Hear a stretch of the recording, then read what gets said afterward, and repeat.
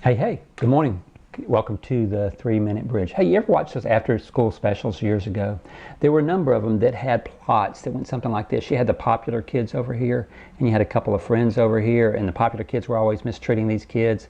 But then one day they began to accept one of them, and that person began to go over and pursue that relationship and sit at the popular kids table. And their friend was saying, "What are you doing? You know they're just using you. Think about what they've done to you in the past. Think about how this is going to work out." You've probably seen that. Well, hey, we're going to kind of see that work out in the book of James today. James has been giving the believers some reasons why they shouldn't favor the rich over the poor in the congregation. The first reason he gave them was God has chosen the poor of this world to be rich in faith. Now in verse 6 he gives them a second reason today. He says, "You're dishonoring the poor." He said, "Isn't it the rich who have oppressed you and personally drag you into court?" So the believers there had been mistreated by the rich.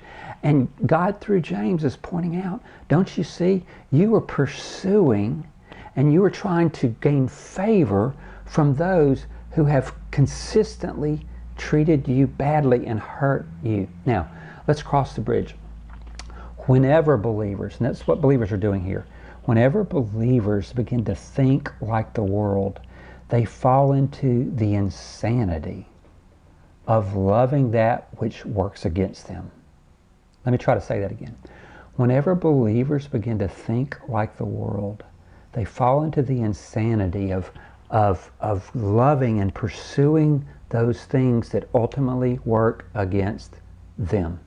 And so as you just think about in your life, what are those things that work against you, but you keep pursuing them? You keep loving those things that work against you.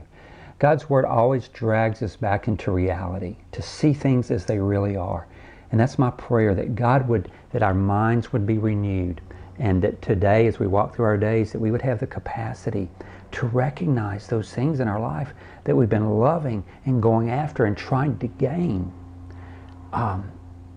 When they have consistently worked against us, they are not for our good. That is the deceitfulness of sin, for sure.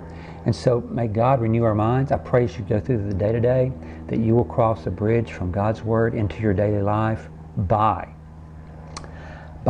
not thinking like the world, but by having the mind of Christ and not loving those things that work against you, but rather we love God who works all things together for your good. I pray you do that today and have a great day. See you tomorrow for the 3 Minute Bridge.